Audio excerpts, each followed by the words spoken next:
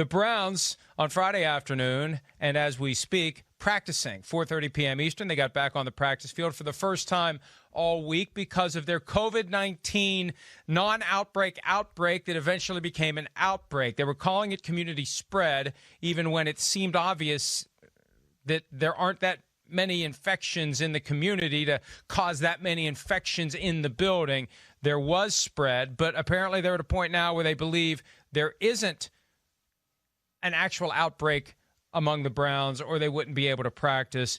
They continue to monitor daily the reports from the samples that are given, the PCR tests that go off-site, and this will go right up until Sunday. And we'll wait for the all clear on Sunday, and it's the last game of the day, and hopefully the Browns and the Steelers will be able to play.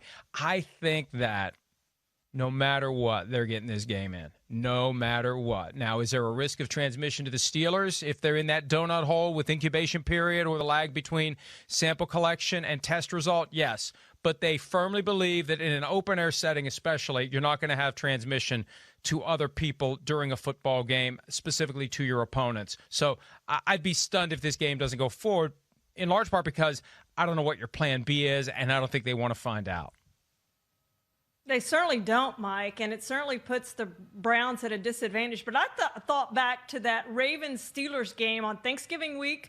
Remember when they let the Ravens go out there and have the walkthrough, and all of a sudden they really and truly had an outbreak because it went within the organization at that point. So I hope this isn't the case with the Browns. I hope they're certain that they've got this thing under control, because if they don't, we could see a huge outbreak over the next few days.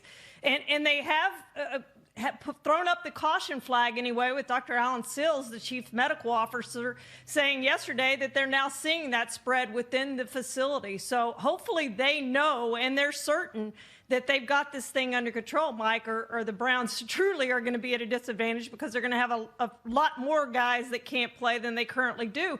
And besides all those COVID guys, they listed 7 players on their injury report as questionable. So they've got a huge problem here in trying to go beat Pittsburgh. It was already a big problem for them to try to beat Pittsburgh. I mean, they haven't done it in so long. It's been forever. They've lost 17 consecutive at Pittsburgh.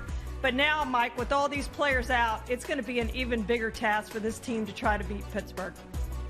And I haven't seen whether today's practice is a real practice or a socially distanced walkthrough. That's what the Ravens ultimately did right before they got to play the Steelers.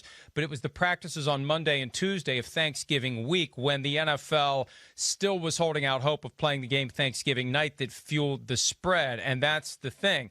Is there a conscious risk that's being taken here, if it's not a socially distanced practice that is meaningless if you're trying to get ready to play football? If it's a real practice, is there an enhanced possibility of spread within the Browns that results in the possibility of game day spread in the locker room at Heinz Field, the visitors' locker room, on the sideline, on the field, and does it jump over to the Steelers? Now, if, as we assume, the Browns are going to lose, and I think the chances of them winning get slimmer and slimmer all the time with these guys not available and no head coach on the sidelines, if they have more infections into next week, it doesn't matter. They're done. It's over. And I think there's that sense of just getting to the finish line, especially for the Browns. If they do lose, they'll be done. It'll be over. And the NFL can move on to the teams that will be left, the 8 teams that will be left after this weekend of football. Hi, I'm Mike Tirico, and thanks for watching.